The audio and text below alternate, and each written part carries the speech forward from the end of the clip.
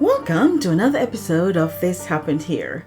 Today is going to be a good one because today we will be traveling to one of the most popular businesses here in Tennessee, Bush's Beans. We will be looking around the museum and learning a little about the company. In some of these episodes, we're going to feature some of the companies here in Tennessee in the hopes that you will find them interesting as well. Then in next week's video, we'll be visiting and learning about Knoxville College, the now closed but first black college here in Knoxville, founded in 1875.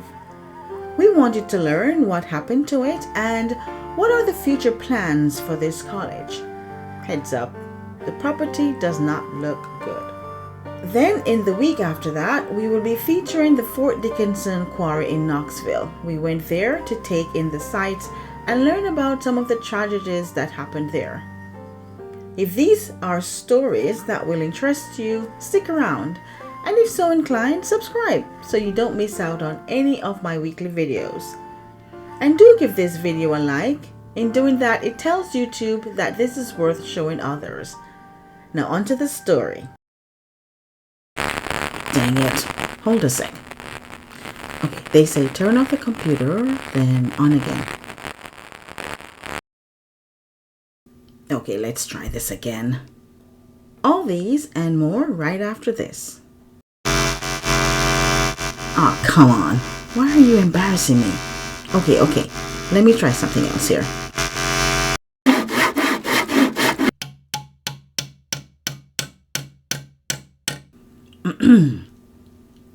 I am your host, LT Bartek.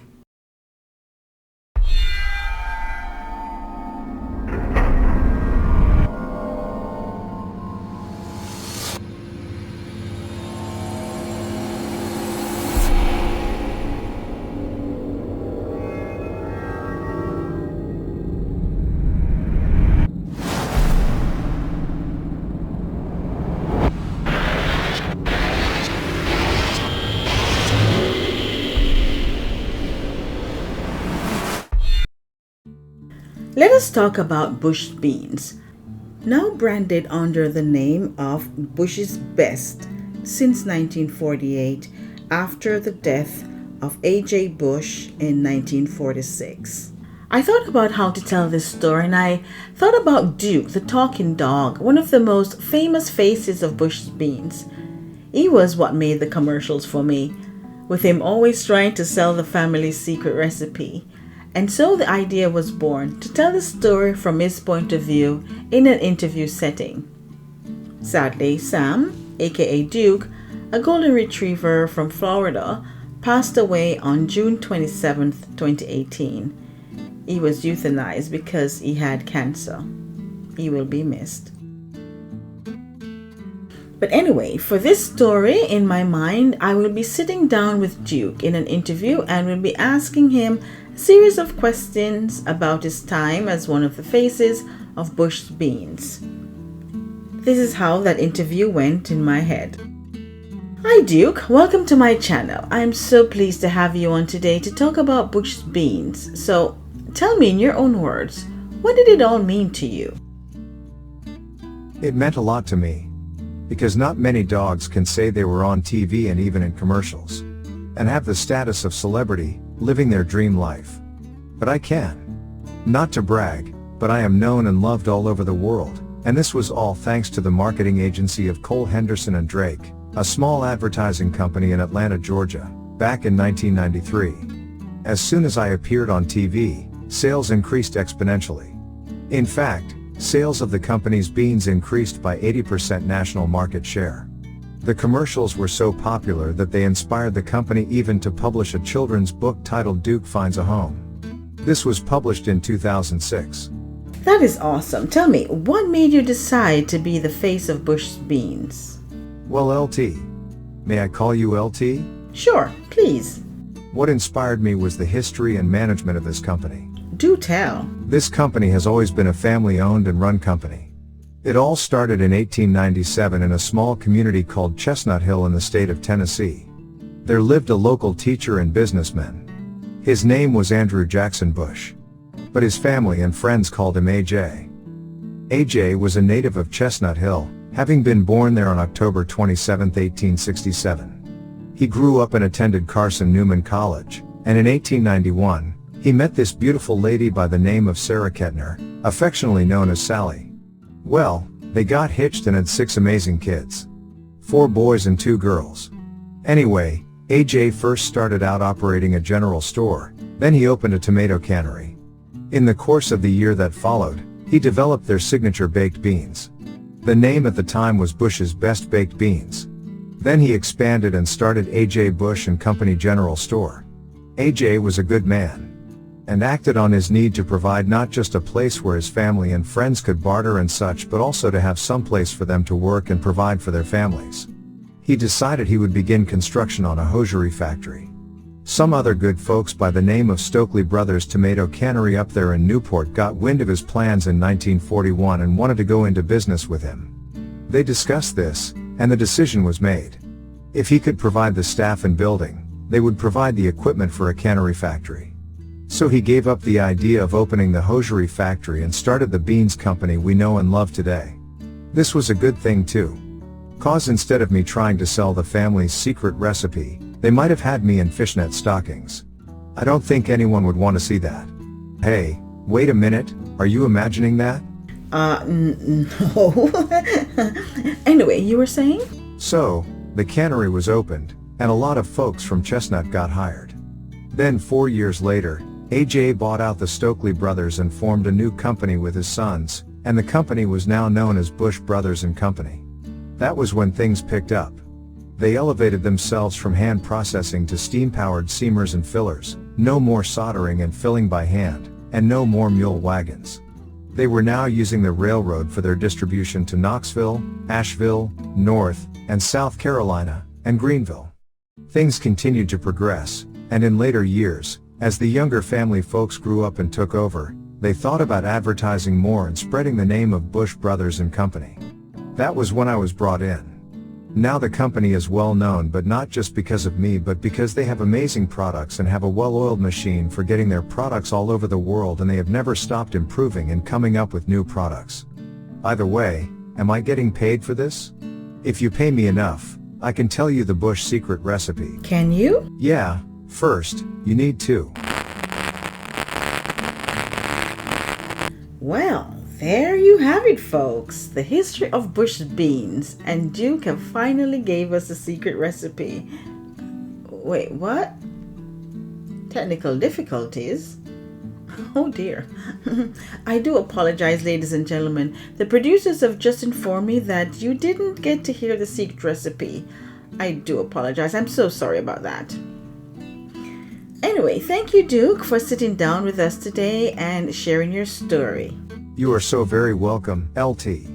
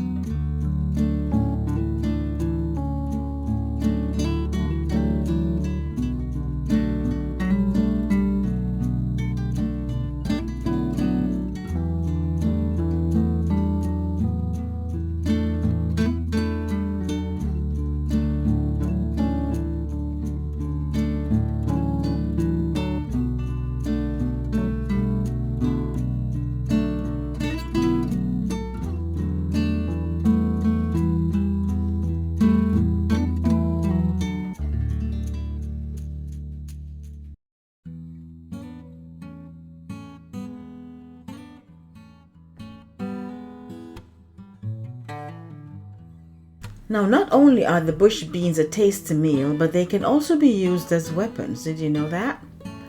This was the case for Major Jimmy Stanford of the Bay County Sheriff's Office in Panama City, Florida, who entered a store after the 25-year-old suspect, who identified himself as Justin Tyler Stanford, who, when the officers approached the store, came out waving a hammer. Major Stanford managed to get inside the store and was able to get behind Justin.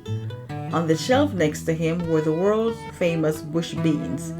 The Major grabbed 2 cans of Bush extra brown sugar beans and sent them flying at Justin. The cans connected and Justin was down. He was later arrested and charged with multiple offenses. This incident was caught on camera. Watch.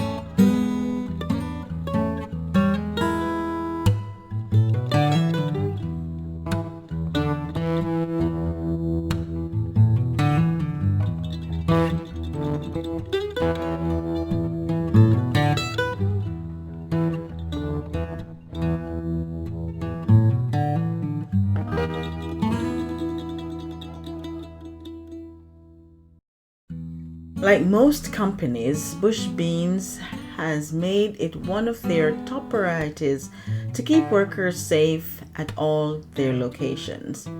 But one sad incident happened on July 27, 2020, when a 58-year-old female worker at the Augusta location was killed in a work-related incident. Medical personnel tried to save her, but she succumbed to her traumatic injuries. The Augusta plant has been open since 1960.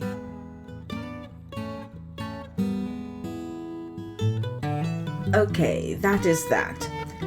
Now that we have come to the end of the story of Bush Beans, I hope you enjoyed it. If so, give this video a like and share it with someone whom you think will find it interesting as well. And if you want to come with me on my next trip, click the subscribe button and select all. Doing that guarantees you as one of my travel companions.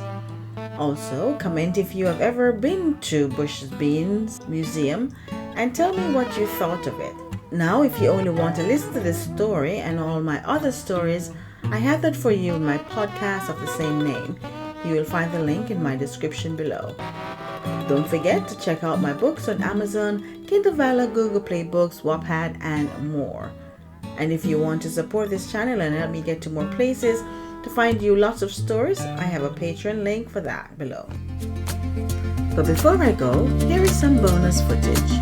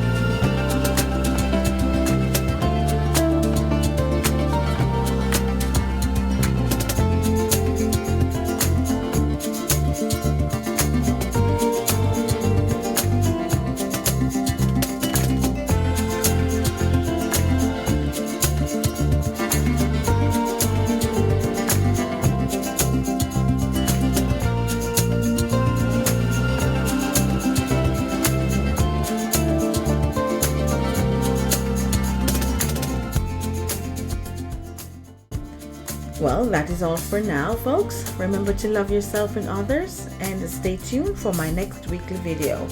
Be good to yourself and others, and I will catch you on the next one. Love you. Bye.